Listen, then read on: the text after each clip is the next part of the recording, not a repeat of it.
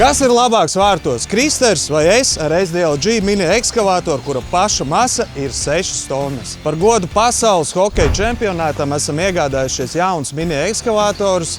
Šīs konkrētais ir 6 tonnas darba svarā, rakšanas dziļums 3,5 metri. 48 zirgspēka jauda, tā kā diezgan labs aparāts. Mēs visus jaunos mini ekskavātorus cenšamies aprīkot jau ar automātisko centrālo smērēšanu, lai operatoram nav jādomā darba dienas beigās smērēt visus hidrauliskos cilindrus. Attiecīgi automātika dara visu pati. Kā jau jaunai tehnikai, protams, viss ir aprīkots ar LED lukturiem, attiecīgi varam strādāt arī naktīs.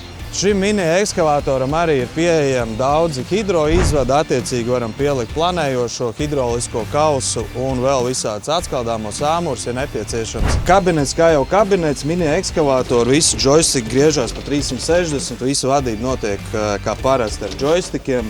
Moderns, protams, ir ekrāns LCD, kur mēs redzam viss, kas mums ir jāredz, degvielas daudzumi, motora apgriezieni, eļas spiedieni.